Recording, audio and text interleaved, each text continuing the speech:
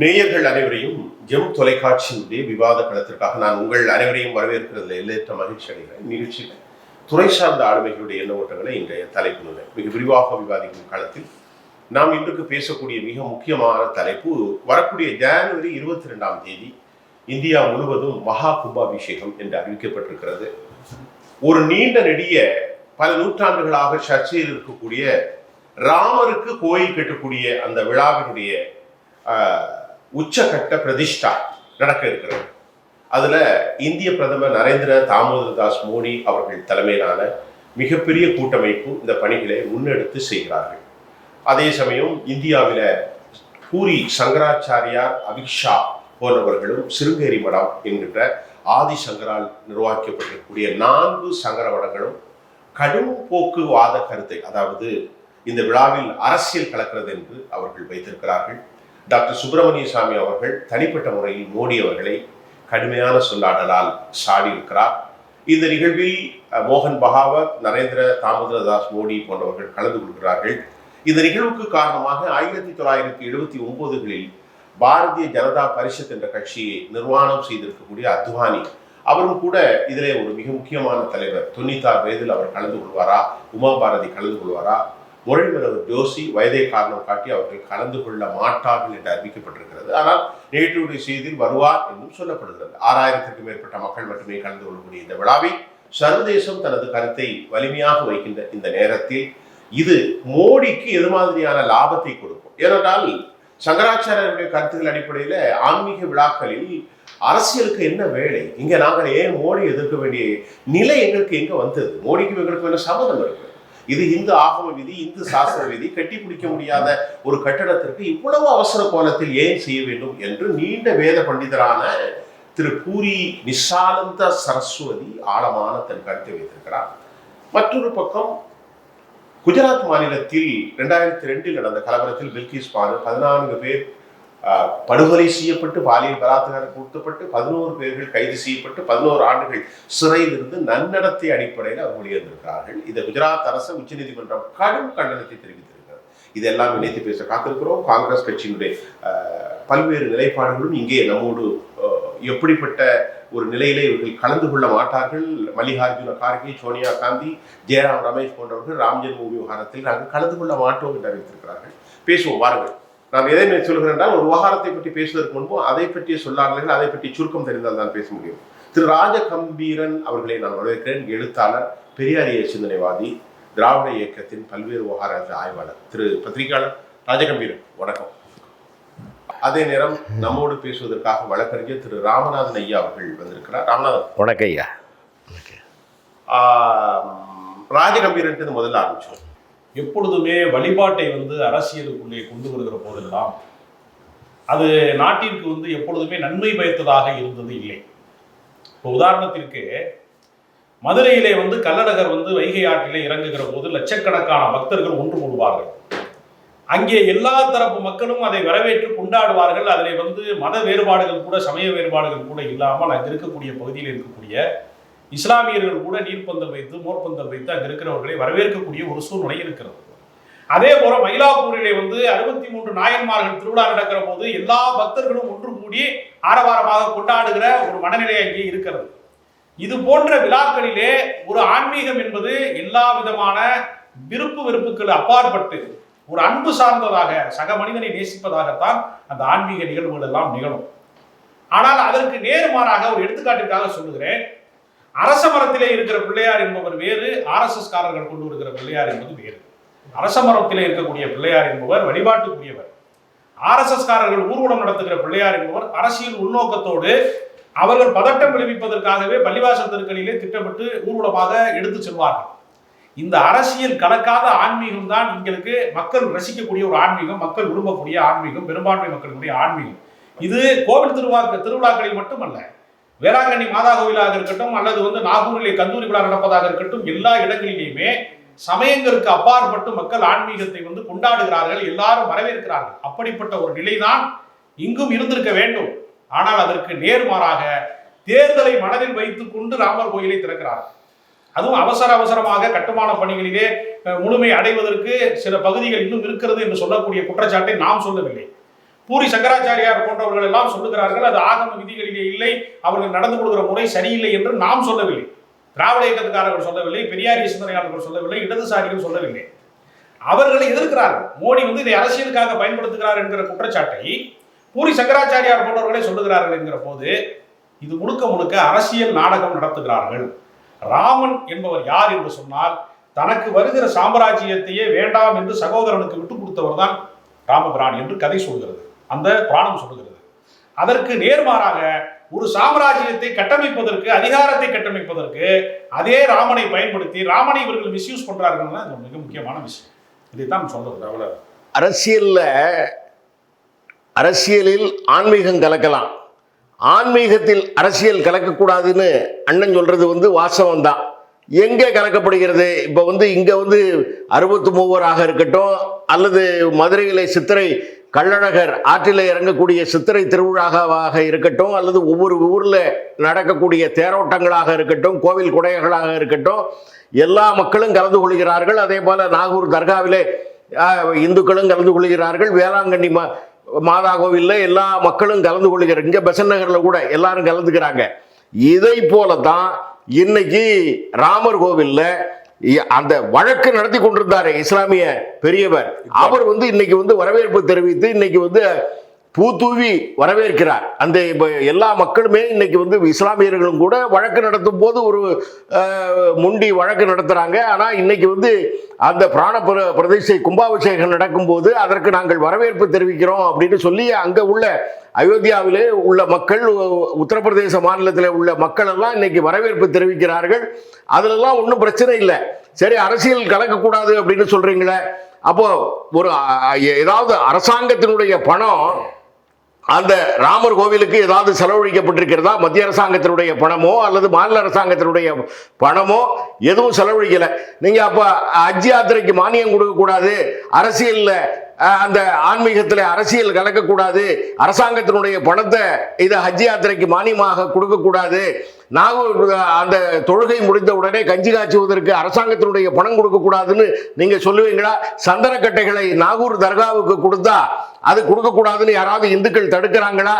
அல்லது நீங்க சொல்லுவீங்களா நீங்க பெரியாரியவாதி அப்படின்னு நீங்க கிளைம் பண்ணிக்கிறீங்க, நீங்க சொல்லுவீங்களா அரசாங்கத்தினுடைய பணத்தை இந்த மாதிரி தர்காக்களுக்கோ கிறிஸ்தவ சர்ச்சுகளுக்கோ கொடுக்க கூடாதுன்னு சொல்லுவீங்களா?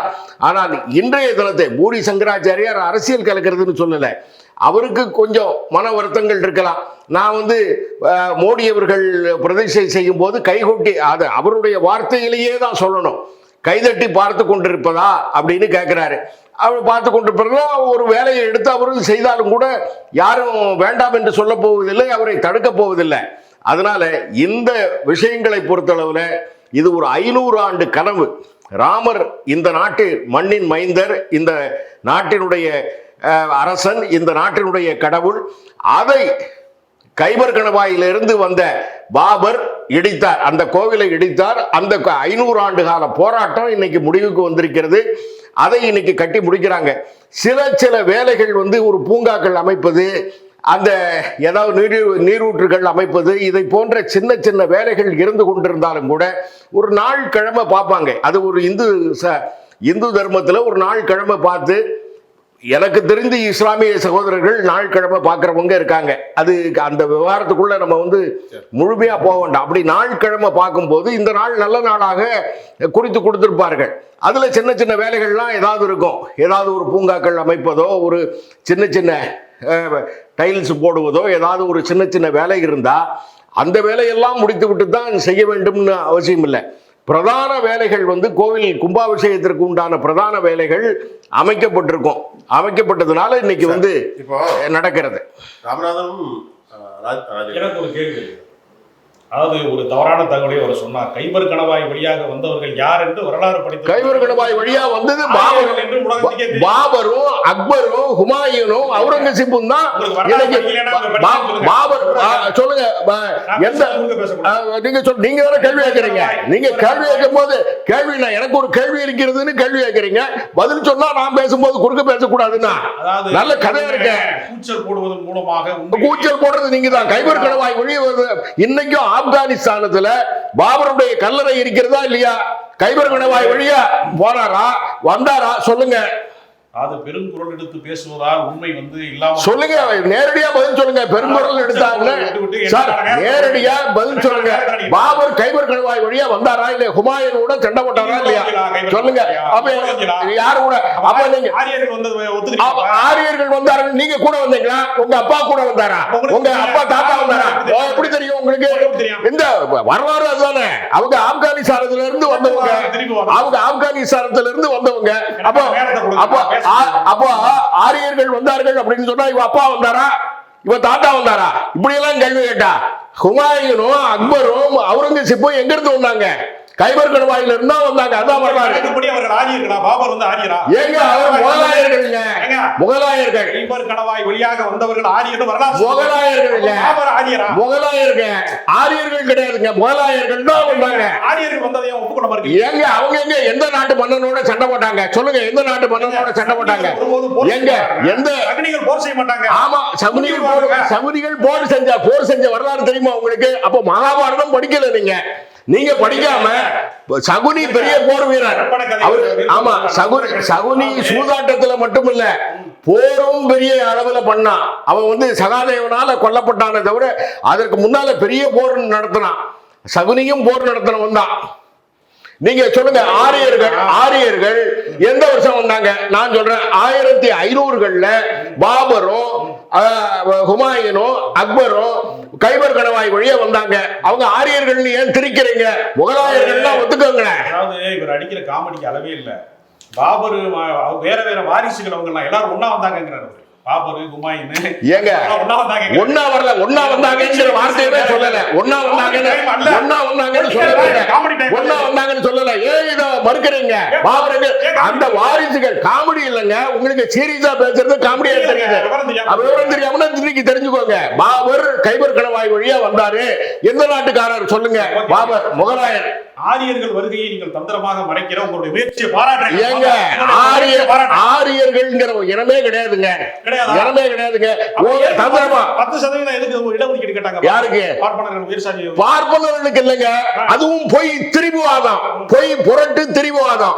எங்க யாரெல்லாம் பிற்படுத்தப்பட்ட வகுப்பிலேயோ மிகவும் பிற்படுத்தப்பட்ட வகுப்பிலேயோ சார் கொஞ்சம் இருங்க சார், கொஞ்சம் இருங்க சார். நான் பேசும்போது யாரெல்லாம் நீங்க ஒரு கேள்வியை கேட்டீங்கன்னா பதிலுக்கு தெரிஞ்சுக்கிறது சார். இடஒதுக்கீடு யாருக்கு? அந்த 10% இடஒதுக்கீடு யாரெல்லாம் பிற்படுத்தப்பட்ட வகுப்பிலே இல்லையோ, யாரெல்லாம் மிகவும் பிற்படுத்தப்பட்ட வகுப்பிலே இல்லையோ, தாழ்த்தப்பட்ட மலைவாழ் பழங்குடி மக்கள் வகுப்பிலே இல்லையோ, அந்த பொதுப்பட்டியலில் உள்ளவர்களுக்கு 10% இடஒதுக்கீடு.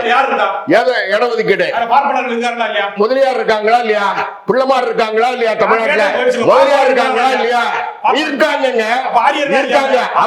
எப்படி அதுக்கும் ஆரியருக்கு என்னங்க சம்பந்தம்? அதுக்கும் என்ன சம்பந்தம்? நிச்சயமா கிடையாது.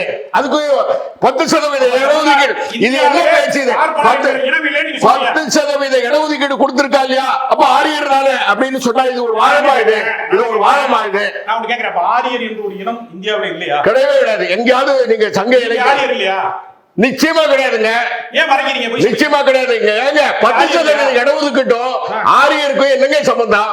அப்ப சொல்லுங்க, பாபர் எங்க இருந்து வந்தாரு சொல்லுங்க? கைபர் கணவாய் வழியா வந்தாரா இல்லையா? ஏன் மறைக்கிறீங்க? திருப்புவாதம் பேசுறீங்க, புரட்டுவாதம் பேசுறீங்க. உங்களுடைய தந்திரத்தை நான் பாராட்டுறேன். இது போன்ற பொய்களை நீங்க தொடர்ச்சியாக சொல்லுங்க. பாபர் எங்க இருந்து வந்தாரு? வலதுசாரி கிடையாதுங்க. நான் நேர்நிலை சிந்தனை. நீங்க நான் பாஜக தான். சங்கீதம் நீங்க ஏங்க சங்கம் வளர்த்தவன், சங்கம் வளர்த்தவன் சங்கிகள். சங்கம் வளர்த்தவன் ஒற்றுமை வளர்த்தவன். நீங்க பிரிவினைவாதிகள் எப்படி சங்கம் வளர்த்தீங்க? பிரிவினைவாதிகள் சங்கம் வளர்த்தாங்க. ஆரியர்னு ஒரு இடம் கிடையாதுன்னு சொல்ற. ஆரியர் தமிழரா? நீங்க என்ன தலிதா? நீங்க தலிதா சொல்லுங்க. நீங்க தலிதா?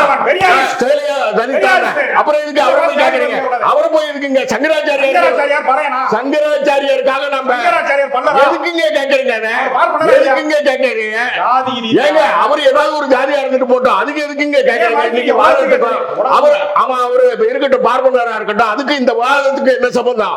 யாராவது இந்தியாவில் பிறந்தவங்க ஏதாவது ஒரு ஜாதியில தான் பிறந்திருக்காங்க, அதுக்கும் உங்களுக்கு இந்த வாதத்துக்கு என்ன சம்பந்தம்? கருவறையில் கோவிலில் வந்து யார் வந்து எல்லாரும் பண்றாங்க. இன்னைக்கு எல்லாரும் பண்றாங்க.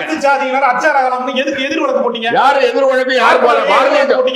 அந்த அந்த குடும்பத்தை குடும்பத்தில் உள்ளவங்க ஏற்கனவே பார்த்து கொண்டிருந்தவர்கள், அந்த பூஜையை பார்த்து கொண்டிருந்தவர்கள் அந்த மாதிரி வழக்கு போட்டாங்களே தவிர இதுக்கு வந்து ஆர்எஸ்எஸ்க்கும் பாரதிய ஜனதா கட்சிக்கு எந்த சம்பந்தமும் கிடையாது.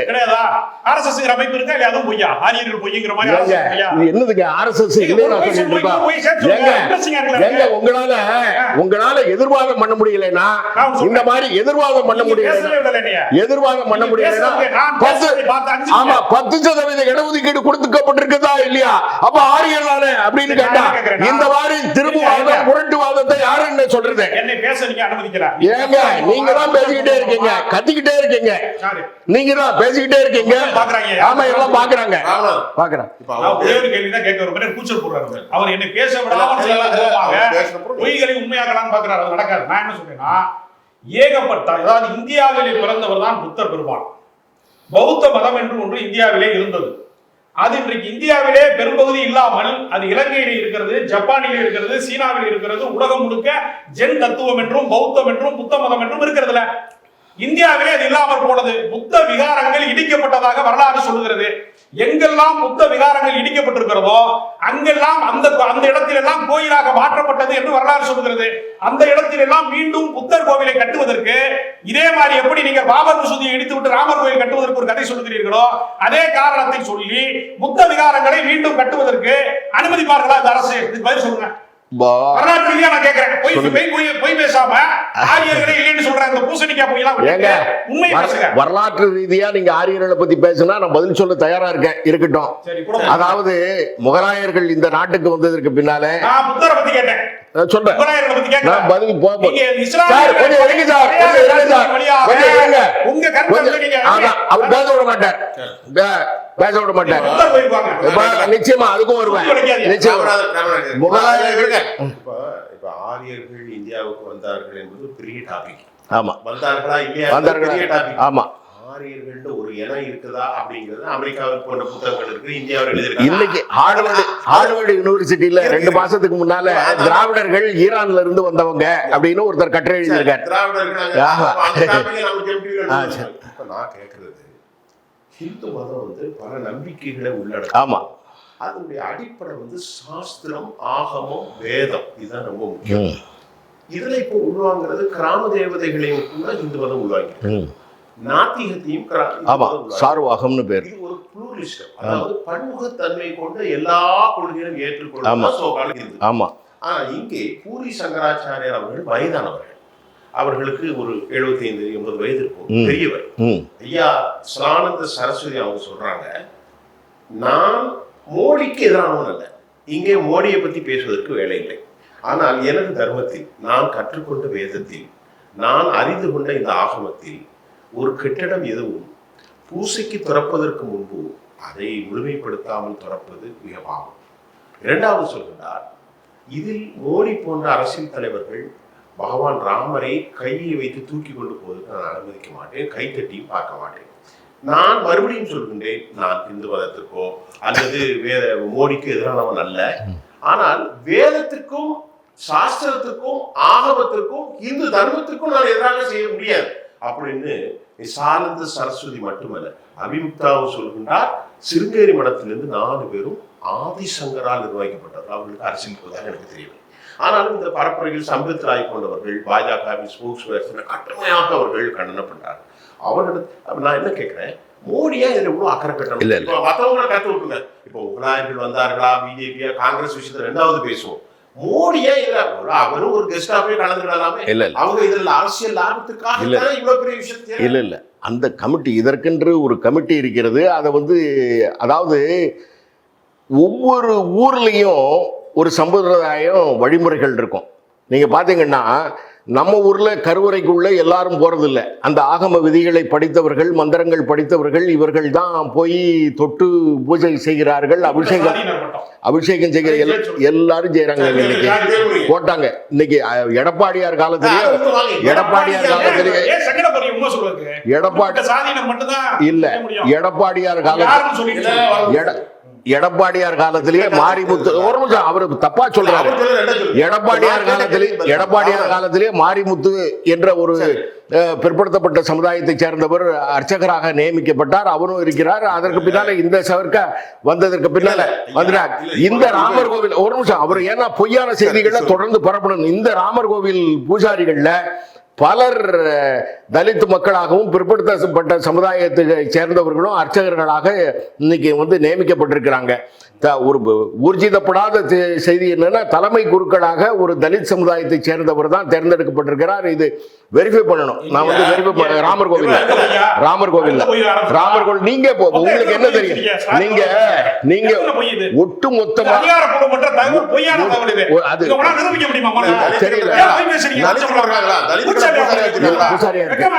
பூசாரியா இருக்காங்க. தலைமை அர்ச்சகர் இல்லங்க. தமிழ்நாட்டுல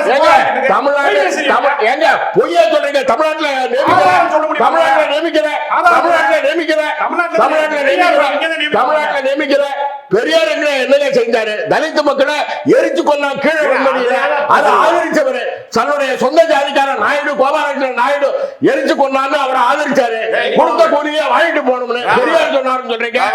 இந்த ஆமா அந்த சனாதன ஆதரிச்சீங்க. அதான் ஆதரிச்சீங்க. அந்த கோபாலகிருஷ்ணன் நாயுடு தலித் மக்களை எரிச்சு கொண்டா அந்த கோபாலகிருஷ்ணன் நாயுடு தன்னுடைய ஜாதிக்காரனை எரிச்சாரு. ஆமா ஆமா ஏங்க அவர் வந்து நான் பேசிக்கிட்டு இருக்கும் போது எனக்கு தலித் மக்களை வந்து நியமிச்சிருக்காங்க. நான் சொல்றேன் நீங்க அதாவது கோவிலை பொறுத்த அளவுல எல்லா அம்சங்களும் கட்டி முடிக்கப்பட்டு விட்டது. அதுல பெரிய பூங்காக்கள் வச்சுக்கிட்டு இருக்காங்க. அதுல ஒரு சின்ன சின்ன வேலைகள் இருக்கும். நாள் கிழமை இப்போ நம்ம வீடுகள்லயே எல்லா வேலையும் முடிந்ததற்கு பின்னால கிரகப்பிரவேசம் செய்வதில்லை. சின்ன ஒரு ஃப்ளோரிங் வேலை இருக்கும், ஏதாவது ஒரு குழாய் வைக்க வேண்டிய வேலை இருக்கும், ஷவரிங் வைக்க வேண்டிய வேலை இருக்கும்.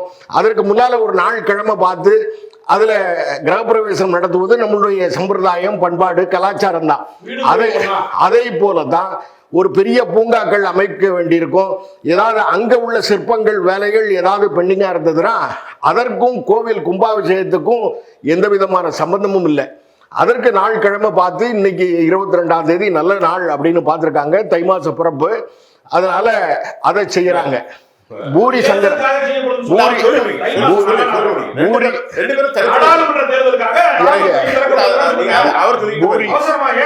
அவர் பேச விடமாட்டாருங்க, பேச விடமாட்டாரு.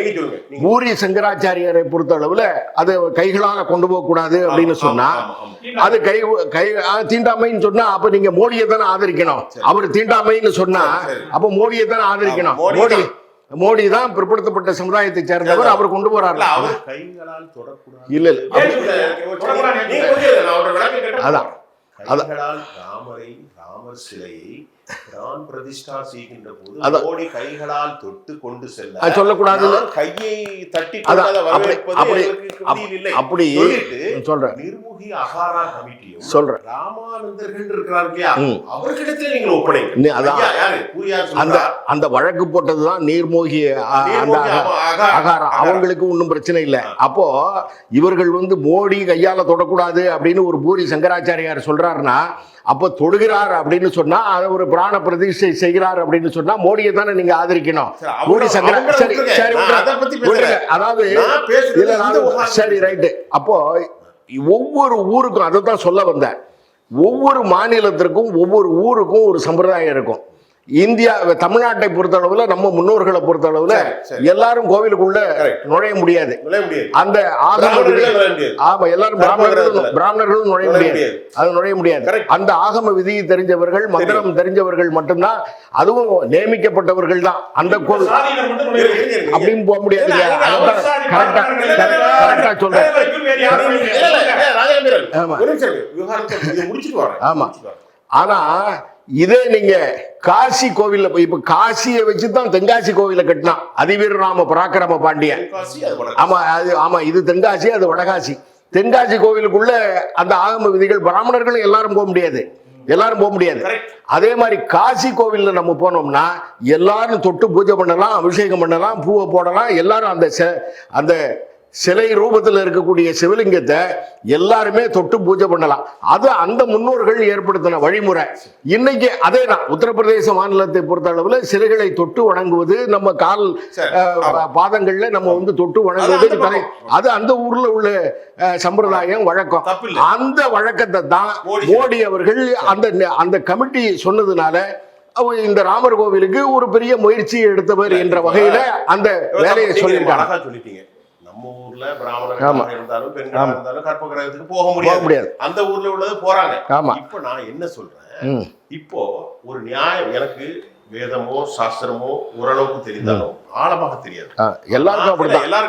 உங்களுக்கு இல்ல, எல்லாருக்கும் அப்படிதான். அப்படின்னாலும் பெரியவர் என்ன சொல்றாருன்னா, ஒவ்வொரு மதத்துக்கும், இஸ்லாம் இருக்கிறது ஒரு மதம் இருக்கு, இந்து மதம், வேத மதங்களில் சொல்லக்கூடிய கிறிஸ்துவ மதத்துக்கு ஒரு சட்ட திட்டங்கள். 5 வேளை நாங்கள் தொழுக வேண்டும் வைத்துக் கொள்ளுங்க. அப்ப 5 வேளை ஒரு இஸ்லாமியர்கள் தொழுகிற என்றால் ஒவ்வொன்றுக்கும் 4 ரக்காத்து 2 ரக்காத்து அது ஒவ்வொரு பிரிவுக்கும் கூட அதை வகுத்து கொடுப்பவர்கள் இஸ்லாமிய மத அறிஞர். நபிகள் நாயகம் ஒரு 12.5 மணி நேரம் நோன்பு இருந்தா அப்படின்னு இருக்கு. கிறிஸ்தவர்களுக்கும் உபவாசமும் இருக்கு. ஆனால் இங்கே பெரியவர்கள் வேதத்தை படித்தவர்கள் தான் அதை சொல்ல முடியும். மோடிக்கு அதை சொல்லக்கூடிய விவகாரமோ இல்லை. சொல்லல அவர் சொல்றாரு, இது எங்க விழா, இது எங்களுடைய சம்பவம், இது எங்களுடைய ஆன்மீக. இல்ல அவர் சொல்றது அதுதான், நீங்க சொல்றத புரிஞ்சுக்கிட்டேன். அதாவது நீங்க சொன்னதுல இருந்தே நான் பதில் சொல்றேன். இப்ப இஸ்லாமியர்கள் வந்து இப்போ உதாரணத்துக்கு தான் நான் விமர்சனம் பண்ணல. அதாவது அந்த நோன்பு இருக்கணும் அப்படின்னு சொன்னா தேவையில்லாத இடங்கள்ல நோன்பு இருக்கக்கூடாது அப்படின்னு நபிகள் நாயகம் சொல்லியிருக்காரு. நிறைய அதனால நிறைய அந்த உதாரணத்துக்காக ஏன்னா ஈஸியா ஏங்க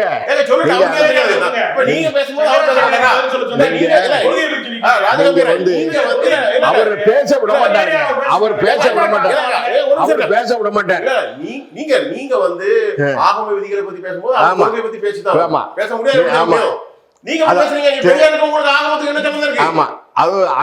அந்த மாதிரி ரக்காத்து சில பிரிவுகள்ல நீங்க பாத்தீங்கன்னா கூடுதல் ரக்காத்து தொழுவாங்க.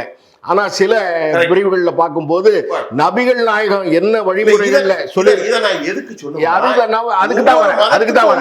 அதுதான் ஒவ்வொரு மதத்திற்கும் ஒன்று இருக்கிறது, ஒவ்வொரு பிரிவுக்கும் ஒன்று இருக்கு, ஒவ்வொரு ஊருக்கும் ஒரு சம்பிரதாயம் இருக்கு. அதாவது இந்து தர்மத்தை பொறுத்த அளவுல ஒரு 150 கோடி மக்கள் இந்தியாவில் வாழக்கூடிய மக்களுக்கும் ஒவ்வொரு ஊருக்கும் ஒரு சம்பிரதாயம் இருக்கிறது. நீங்க வந்து பூரி சங்கராச்சாரியரை பொறுத்த அளவுல அவருக்கு சில விஷயங்கள் இருக்கலாம், இருக்கலாம், இருக்கலாம், 4 பேர் இருக்காங்க. ஆமா, இப்போ நம்ம தமிழ்நாட்டில் இருக்கக்கூடிய முக்குளத்தோரோ, நாடாரோ, செட்டியாரோ, பறையரோ, பல்லரோ கருப்பனை வணங்குறாங்க, மயான கொள்ளை நடத்துறாங்க, சாராயம் சுருட்டு எல்லாம் வச்சு சாமிக்கு வேற வழக்கம். ஆமா, அவங்களுக்கு ராமனுக்கு சம்மதம் இல்லை. இப்போ 18ஆம் படி பிறகு கருப்பன் இருக்காரு. அங்க வந்து கோவில பார்த்தா பெருமாளுக்கு கள்ளழகர். ராம வழிபாடை மிக அழகாக செய்யக்கூடியவர்கள் வட இந்தியா மட்டுமல்ல, வட இந்தியாவில் பிராமணர்களுக்கு மட்டுமே உரித்தாங்க. அப்படி சொல்ல முடியாது. எல்லாரும் செய்யறாங்க. பிராமணர்கள் தான் அதை வந்து எஸ்டாப்ளிஷ் பண்ண. யார் சொல்றாரு? அப்போ அவங்களுக்கு தான் இந்த சாஸ்திரம் கற்பம். நான் என்ன சொல்றேன், மோடி இன்னைக்கு பிரைம் மினிஸ்டர் இருப்பாருங்க, 2 வருஷத்துல போயிடலாம், நாளைக்கு ஜெயிக்கலாம், தோக்கலாம். ஆனா ஹிந்து தர்மம் இருக்கணும்ல, ஹிந்து ஆன்மீகம் இருக்கணும்ல, ஹிந்து சாஸ்திரம் இருக்கணும்ல, இதெல்லாம் செய்யாம இன்னைக்கு மோடின்னு சொன்னா எங்க அவர் சொல்றதா சொல்றேன், நான் சொல்லல. நெருநல் உளனொருவன் இன்றில்லை எனும் பெருமை படைத்து உள்ளது. நேற்று இருந்தவன் இன்னைக்கு இல்ல, இன்னைக்கு இருந்தவன் நாளைக்கு இல்ல. அதே மாதிரி தான். புரிஞ்சு நல்லா புரிஞ்சுக்கிட்டேன். பாஜகவின் ஆதரவாளர் பேச விடுங்க, பேச விடுங்க. பேசலையே. இப்போ நீங்க பாஜகவின் ஆதரா, மோடி பிரியரா, மோடிக்கு அதெல்லா பேசலாம். ஆனா பெரியவர் என்ன சொல்றாரு, சங்கராச்சாரிய ஒத்துக்கலங்க. பெரியவர் என்ன சொல்றாரு, தர்மத்துக்குன்னு ஒரு நீதி இருக்கு. இது உலகத்திலே பெரிய இடம். எங்க என்ஜாய்மெண்ட் அப்படி எல்லாம் யாரும் செய்யல. பெரியவர் சொல்றாரு, அந்த தர்மத்தை கடைபிடித்து தான் அதுல வந்து வழக்கு போட்டு கிட்டத்தட்ட 100 வருஷம் வழக்கு போட்டு அதுல வெற்றி பெற்ற நீர்மூழ்கி அகாராவாக இருக்கட்டும், அவர்கள் தொட்டு தான் இந்த மோடி தான் பிரதிஷ்டை செய்யணும்னு விரும்புறாங்க. இல்ல, சங்கராச்சாரியார் நான் ஏதாவது எனக்கு வந்து ஒரு அதுல கவனப்படுத்துவதற்கு செய்வதற்கு நான் வந்து அதுல முக்கியத்துவப்படுத்துவதற்கு ஏதாவது ஒரு வேலையை கொடுங்க அப்படிங்கிற மோடி நியாயமா இருக்கிறாருன்னு சொன்னா சங்கராச்சாரியர்கள் 4 பேர் பொய் சொல்கிறார்கள். இல்ல பொய் சொல்றாங்க. இதுல பொய் ஒண்ணு இதுல பொய் ஒண்ணு இதுல பொய் ஒண்ணு இல்ல ஒண்ணும் இல்ல. அவர் என்னத அவர் சொல்றதை வந்து இதா சொல்லணும். அதாவது இவர் பிரதிஷ்டை செய்வார், நான் வந்து கை தட்டி கொண்டு நான் வேடிக்கை பார்ப்பதா அப்படின்னு கேட்கிறாரு. அவ்வளவுதானே தவிர எனக்கும் ஒரு வேலையை கொடுங்க அப்படின்னு அவர் கேட்கிறாரு. அந்த ஏதாவது இந்த கோவில் இந்த கோவிலுடைய அதாவது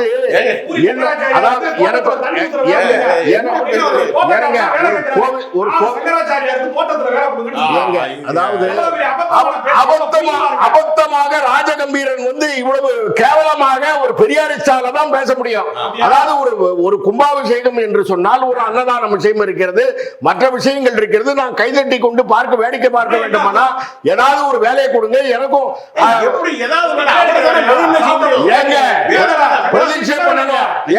கொஞ்சம் இருங்க. என்ன வேலை கொடுக்கணும் அவர்கிட்ட கேளுங்க. அவரு அன்னதானம் பண்ணுவதாக இருக்கலாம், ஏதாவது ஒரு கட்டட செலவை கேட்கலாம். என்ன செய்யணும், என்ன வேலை செய்யணும் சொல்லுங்க. ஏங்க அவர் சொல்றாங்க கத்தி முடிக்கணும் சார், கத்தி முடிக்கட்டும் அவரும் பேசுவார், அவர் கத்தி முடிக்கட்டும்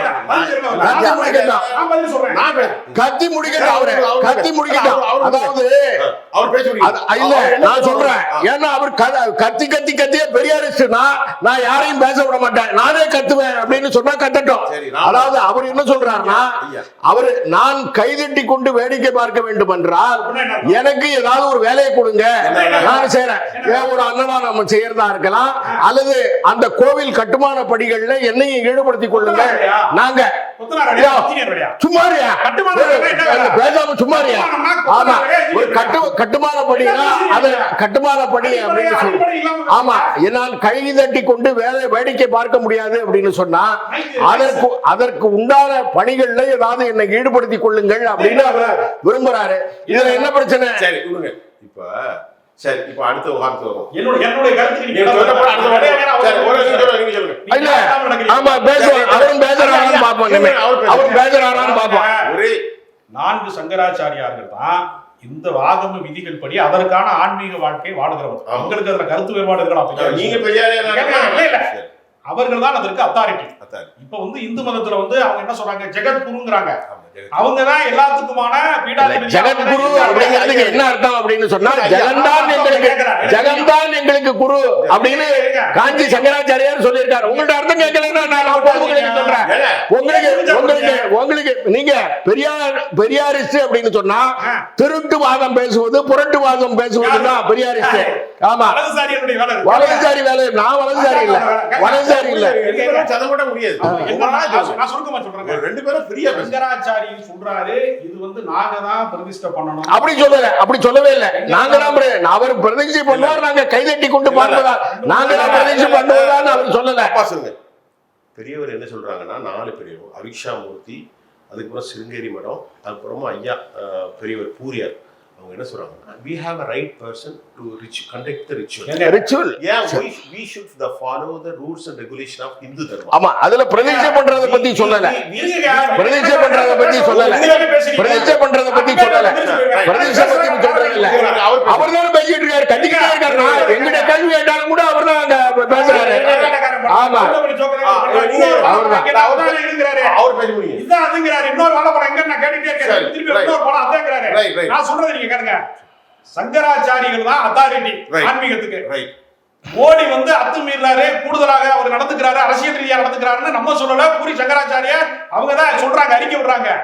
அப்ப அவர் வந்து அவருடைய அறிக்கையை இவர்கள் புறந்தள்ளுகிறார்கள் என்றால் இது முழுக்க அரசியல் நடவடிக்கை. எப்படி பழங்குடியின பெண்ணை வந்து ஜனாதிபதி ஆக்கிவிட்டோம் என்று சொல்லிக்கொண்டு நாடாளுமன்றத்தினுடைய திறப்பு விழாவிற்கு இவர்கள் எப்படி அனுமதிக்காத தீண்டாமையை செய்தார்களோ அந்த அதே அடிப்படையில தான் இவர்கள் எப்பொழுதுமே என்ன செய்வார்கள்னா ஒன்றை திரையாக ஒன்றை காட்டுவார்கள், இன்னொன்றை 2ஆம் கட்ட வேலையை எப்பொழுதுமே செய்வார்கள். இரட்டை நாக்கிலே பேசக்கூடியவர்கள் எப்பொழுதுமே பாஜக காரர்கள். அவர்களுக்கு ஒற்றை கருத்து எப்பொழுதுமே இருக்கு. அப்படியும் இருக்கலாம் இப்படியும் இருக்கலாம் தான் பேசுவாங்க.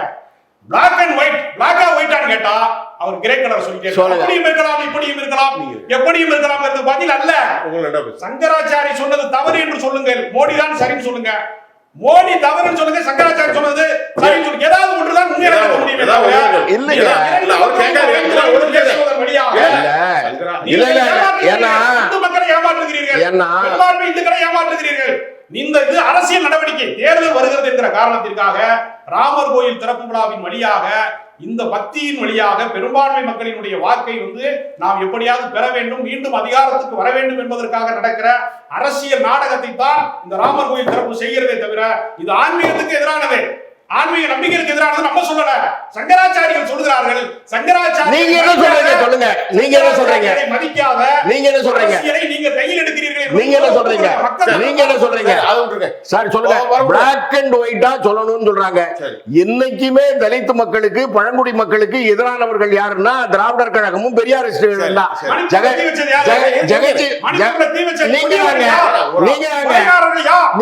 கிறிஸ்தவ மிஷனரிகள் தானே. கிறிஸ்தவ மிஷனரி சொல்றேன். ஆமா சொல்றேன்.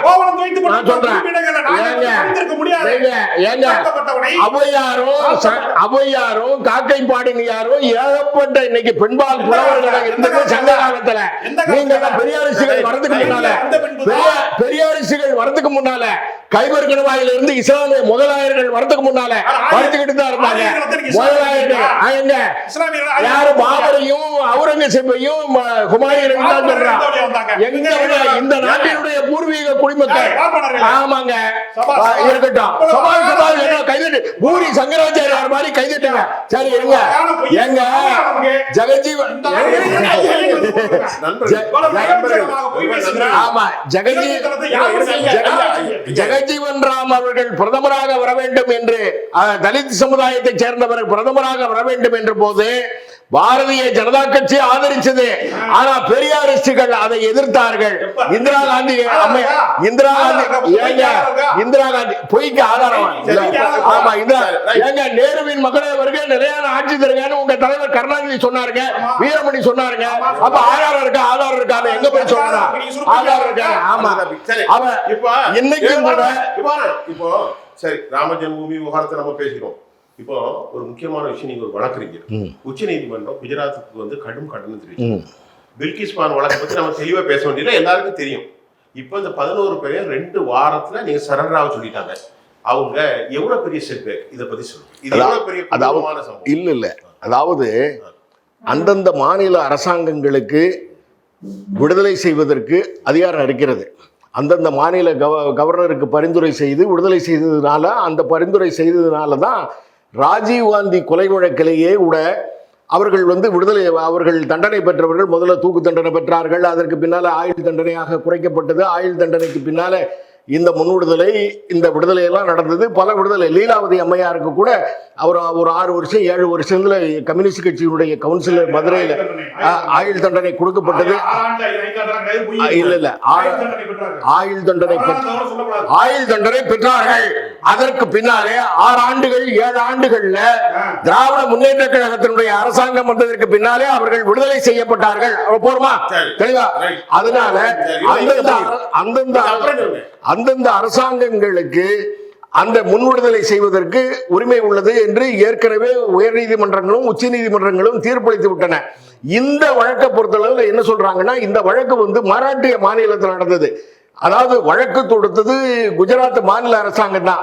அதற்கு பின்னால அந்த வழக்கு டிரான்ஸ்பர் பண்ணப்பட்டு மாற்றுதல் செய்யப்பட்டு மராட்டிய மாநிலத்தில் நடக்கப்பட்டதால அந்த மராட்டிய மாநில அரசாங்கம் தான் அவர்களை விடுதலை செய்வதற்கு முயற்சி எடுக்க வேண்டும், பரிந்துரை செய்ய வேண்டும் அப்படின்னு சொல்ல. ஒரு நிமிஷம் என் கருத்தையும் சேர்த்து சொல்லிடுறேன். அந்த மாதிரி அப்படி சட்டங்கள் இருந்தால், நான் வக்கீல என்ற முறையில சொல்றேன், அந்த சட்டம் திருத்தப்பட வேண்டிய சட்டம்.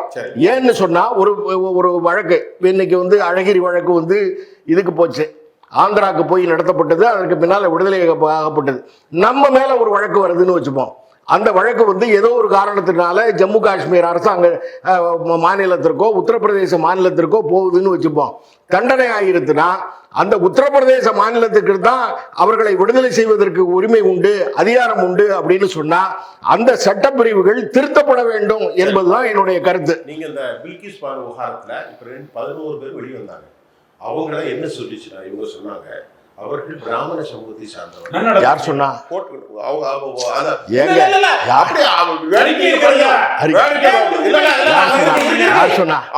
யார் சொன்னாவா? ஏங்க அறிக்கையிலையா ஆமா, அங்க அறிக்கையில அவர்கள் சொல்லுங்க. அவர்கள் இல்ல அவர்கள் ஏங்க என்கிட்ட கேட்டிருக்கணும் நீங்க.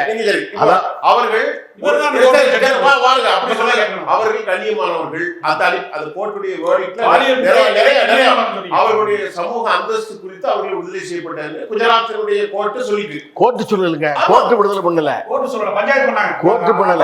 அவர் விடுதலை செய்தது யாரு? அரசமரம் பஞ்சாயத்து கோர்ட்டு விடுதலை பண்ணல. அரசாங்கம் விடுதலை பண்ணாங்க. அரசாங்கத்துடைய பரிந்துரை. ஆமா, கோர்ட்டு விடுதலை பண்ணாங்க. கோர்ட்டு விடுதலை பண்ணாங்க. கோர்ட்டு விடுதலை பண்ணாங்க. அதாவது ரெமிஷன் கொடுக்கிறது யாரு? ரெமிஷன் யாரு? அரசாங்கம். அரசாங்கம் அந்த அரசாங்கத்தினுடைய செயல்பாட்டை வெளியே இது இல்லைங்க. ஒரு கோர்ட்டு தான் நடைமுறைப்படுத்தணும். இல்ல தேவையில்லை. சரி, அப்ப அரசாங்கம் சொல்லுதா? இல்ல, அரசாங்கம் அவர்கள் சமூகத்துல நல்லவங்க. இல்ல சொல்ல. இப்ப இந்த ஒரு இல்லங்க சொல்லலைங்க. ஒரு நிமிஷம் நான் சொல்றேன்.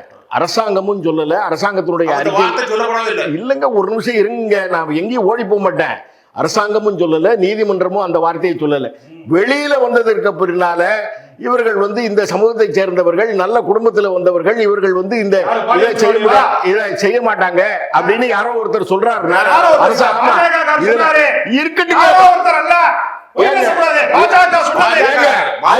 இருக்கட்டும், பாரதிய ஜனதா கட்சிக்காரராக கூட இருக்கட்டும்.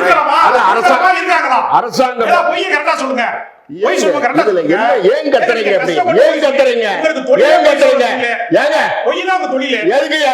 எப்படியா சொல்ற? தொழில் பொய் தொழில் எப்படியா சொல்ற? எப்படி சொல்ற? அரசாங்கம் சொல்ல. நீங்க சொன்னதுக்கு தான் நான் பதில் சொல்றேன். அரசாங்கமும் சொல்லல, அந்த மாதிரி நீதிமன்றமும் சொல்லல. யாருன்னா வெளியில வந்ததற்கு பின்னாலே இவர்கள் நல்ல குடும்பத்தை சேர்ந்தவர்கள், இப்படி செஞ்சிருக்க மாட்டாங்கன்னு ஒரு கருத்து சொல்றாரு. இதுக்கு இவ்வளவு ஆழமா பில்கிஸ் பானு ஒரு முஸ்லிம் பெண். ஆனா இங்கே நாங்கள் பார்ப்பது தர்மத்தை மட்டும். அவள் பிராமண பெண்ணா, தலித் பெண்ணா, கிறிஸ்தவ பெண்ணா, முஸ்லீம் பெண்ணா, இல்ல அவர் எந்த பெண்ணா, சக்லீர் சமூகம், அதெல்லாம் தேவை. அவள் ஒரு பெண். அந்த பெண் கற்பழிக்கப்பட்டிருக்கு. இந்து தர்மம் வந்து இந்த மாதிரி அநீதிகளை ஏற்றுக்கொள்ள. இந்து தர்மம் அஹிம்சையும் சத்தியத்தையும் தான். பாஜக விட்டுருங்க. நாங்கள் இந்து தர்மத்தின் அடிப்படையிலே கற்பிங்க. ஒரு பூக்களுக்கு கூட அநியாயம் செய்யக்கூடாது. திருநீரை போடும்போது கூட இந்த பூச்சி புழு அப்படிப்பட்ட ஒரு கண்ணியமான கொள்கை இந்து தர்மத்துக்கு கொடுக்கும். இந்து தர்மத்தின் அடிப்படையில் பாஜக எப்படி இருக்காங்க, பிஜேபி எப்படின்னு சொல்றாங்க. இந்த பாவமான செயலை நீங்க ஏத்துக்கிறீங்களா? நிச்சயமா ஏத்துக்க முடியாது. அதுல என்ன, நாங்க ராஜீவ்காந்தி கொலையும் ஏத்துக்க முடியாது, நிச்சயமா இந்திரா காந்தி கொலையும் ஏற்படுத்த முடியாது. அவர் பேச மாட்டாங்க. அவர் பேச விடக்கூடாது. அவர் எதுக்குமே பேச விடக்கூடாதுன்னு முடிவு பண்ணிட்டாரு. எதுவும் எதுக்கு அடிப்படை அறிவு இல்லாம இவ்வளவு கத்துற? நான் எங்களுடைய கேள்வி கேட்கிறாரு, நான் பேசுறேன். அடிப்படை அறிவு இல்லாம எப்படி கத்துறீங்க? இப்ப இல்ல ஒரு எந்த கொலையுமே நிச்சயமாக இந்து தர்மமும் ஆதரிக்காது, நாங்களும் ஆதரிக்க மாட்டோம். பில்கிஸ் பானு வழக்கமாக இருந்தாலும் நிச்சயமாக அந்த ஆதரிக்க மாட்டோம். இப்படி அவர் சொல்லிட்டாரு. அவர் என்ன சரி பண்ணிருக்காரு? ஒரு விஷயம், அது கோர்ட்டும் அந்த ஒரு சமூகத்தை பத்தி சொல்லல. பிஜேபி காரங்க யாரும் சொல்லியிருப்பாங்க. ஆனா நாங்க அநியாயம் செய்ய மாட்டோம், நியாயம் பக்கம் தான் இருக்கோம். இந்த பில்கிஸ் பானு விவகாரத்துல இப்போ அவங்க வெளியிட்டு இப்போ மறுபடியும் போயிட்டு இருக்கு, கோர்ட்டு போகுது. நீங்க இதை மட்டும் சொல்லுங்க, ஒரு நிதானமா சொல்லுங்க, அப்பதான் எல்லாரும் கேட்கும். குஜராத்தில் இருக்கக்கூடிய ஒரு பின்தங்கிய கிராமத்திலே ஒரு எளிய குடும்பத்தை சேர்ந்த பெண்ணை கலவரக்காரர்கள் 30-40 பேர் தனியாக கலவரக்காரர் அந்த குடும்பத்திற்கு பாஜக காரங்க என்ன கலவரக்காரனா பாஜகவை சேர்ந்த ரவுடிகள் பொறுக்கிகள் போய் 30க்கும் மேற்பட்ட ரவுடிகள் போய் கம்பால் அடித்து அந்த வீட்டில் இருக்கக்கூடிய ஒரு பச்சை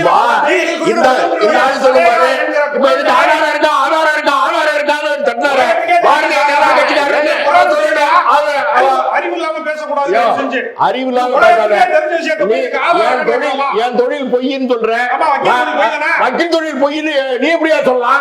எப்படியா பொய்ன்னு சொல்ற? சொல்லிருக்காரு. சொன்னா தப்புதாயா? மகாத்மா காந்தி ஆதரிக்கிறேன் நீ. ஆமா. அப்படி பொய்ன்னு இப்படி சொல்லலாம். நாங்க கட்சிக்காரன் கட்சியை சொல்றோம், வக்கீல்கள் பொய் சொல்ல வேண்டிய அவசியம் இல்லை. ஆமா மனசாட்சியோட பேச. ஆமா, வக்கீல்கள் பொய் சொல்ல வேண்டிய வலதுசாரி கிடையாதுன்னு நான் சொல்றேன். முதல்ல சொல்லும் போது வலதுசாரி, நான் வலதுசாரி இல்லை, முற்போக்கு இயக்கம் தான். ஏங்க முட்டாள் இயக்கம்னா பெரியாரிஸ்ட் இயக்கம்னா முட்டாள் இயக்கம், கேவலமான இயக்கம், கேவலமான இயக்கம். ஆமா, கேவலமா. இப்போ அவருக்கு அந்த வலிக்கணும், அவருக்கு அந்த வலிக்கணும். இப்ப ஏன்னா ஆமா வலிக்காது, ஏன்னா சூடு சொல்றது பெரியாரிஸ்ட் தலித் மக்களை கேவலப்படுத்தினாலும் பெண்களை கேவலப்படுத்தினாலும் அவருக்கு வலிக்காது. ஆமா, ஏன்னா ராஜேந்திரன் பேசும்போது நான் பேசும்போதெல்லாம் பதில் சொல்ல விடாம அவரு இடையூறு செஞ்சா இன்னைக்கு பேசும்போது அப்ப வலிக்கணும். இந்துத்துவ பொறுக்கிகள் 30 பேர் கலவரக்காரர்கள் உள்ளே புகுந்து, நான் சாதாரண இந்துக்களை சொல்லுவேன், இந்துத்துவ பொறுக்கிகளில் கலவரக்காரர்கள் 30 பேர் உள்ளே புகுந்து தடியோடு அடித்து, பச்சிலம் குழந்தை 3 வயது சலேகா என்கிற குழந்தையை அந்த சுவற்றிலே அடித்து அவர்கள் வந்து கொலை செய்திருக்கிறார்கள். கண்ணால் அடித்து 7 பேர். அது பிரச்சனை இல்லைங்க, அது பிரச்சனை இல்லை. ஆமா, அது பிரச்சனை இல்லை. ஆமா, அதுல ஒண்ணும் பிரச்சனை இல்லை. இல்ல, அது பிரச்சனை இல்லப்பா. அது அவர்களுக்கு அது தண்டனை கொடுக்கப்பட்டது. அது குஜராத் அரசாங்கம் வழக்கு போடப்பட்டு அதுக்கு ஆமா இந்துத்துவ பொறுக்கிகள்ங்கிற வார்த்தையை சொல்றாங்க. பெரியார பொறுக்கின்னு நான் சொல்லல.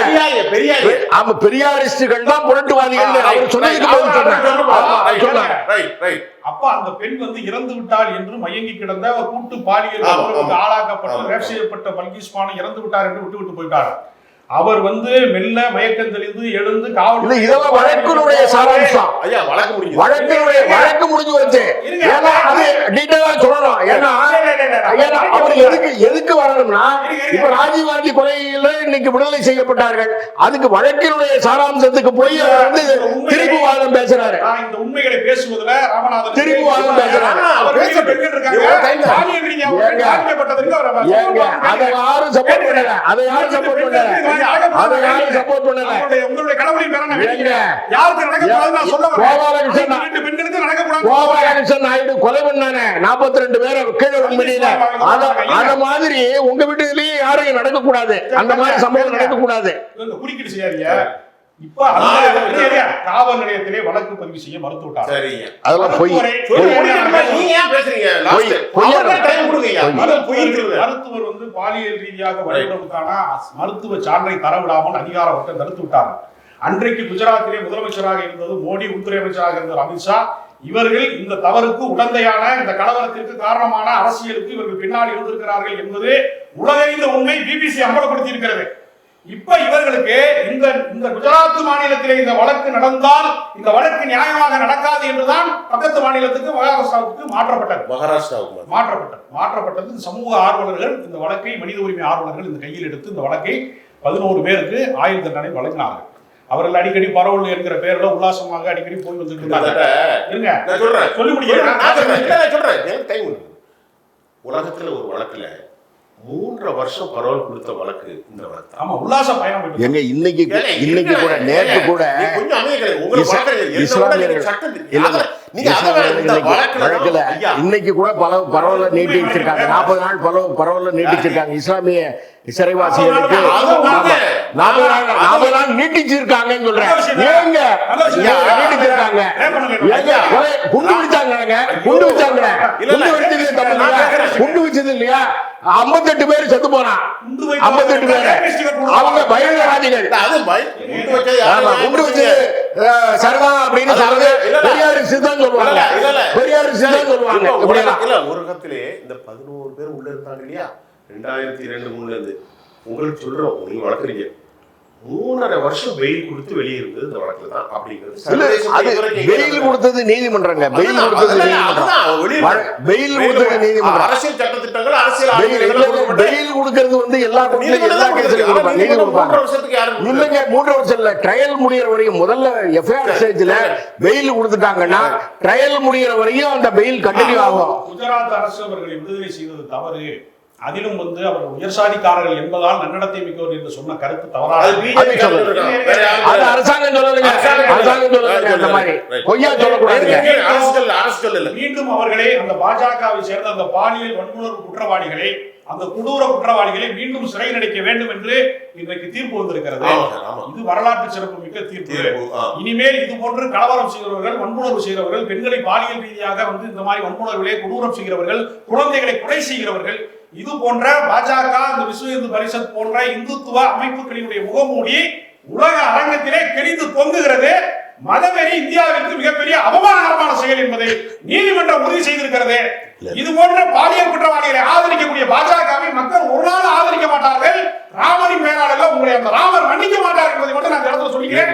நீங்கள் வழங்குகிற கடவுள் உங்களை ஏற்றுக்கொள்ள மாட்டார். இது போன்ற பாலியல் வன்முறைகளுக்கு துணை போகிற பாஜகவினுடைய கலவரக்காரர்களுக்கு நீதிமன்றம் சரியான தீர்ப்பை வழங்கி இருக்கிறது. இல்ல நம்ம கொஞ்சம் முடிஞ்சு நேர்களே, இதுவரை நாம் வந்து ஒரு நீண்ட விவாதத்தை 50 நிமிஷமா நடத்திருக்கோம். ராமநாதனும் 2 பேருமே நண்பர்கள் தான். ஆனா ஜனநாயக ரீதியா நாங்கள் 3 பேருமே விவாதம் வச்சோம். இதுல கடும் சொல்லாளர்கள் உங்களுடைய பார்வைக்கு நாங்கள் விட்டுறோம். ராமருக்கு பிரதிஷ்டா செய்கிற விஷயத்தையும் பில்கிஸ் பானு விவகாரத்தை நம்ம பேசினோம். வரக்கூடிய 22ஆம் தேதி இந்தியாவினுடைய உயர்ந்த பிரதமர் நரேந்திர மோடி அவர்கள் இந்த விழாவை முன்னெடுக்க போறாங்க. மற்றபடி இதில் மத விஷயங்களோ மத கலவரங்களோ எங்கும் இல்லை. அதெல்லாம் கடந்த கால சம்பவங்கள். அப்பாஸ் அவர்கள் பேசுகின்ற போது ஒரு மனித இன படுகொலையை விட ஜினோசைடு என்று சொல்வது போன்று ஒரு பெண்ணுக்கு ஏற்பட்ட ஒரு மாபெரும் காலத்தை 2 பேருமே இது பண்ணியிருக்கிறாங்க. இந்த வாதத்தை நான் உங்களுக்கு முன்னாடியே முன்னெடுக்கிறோம் ஜெயம் தொலைக்காட்சிக்காக. மீண்டும் இது போன்ற மற்றொரு களத்தில் நான் உங்களோடு சந்திக்கிறேன். அதுவரை திரு ராமநாதன் ஐயா அவர்களுக்கும் ராஜகம்பீர் அவர்களுக்கும் நன்றி கூறி விடைபெறுகிறேன்.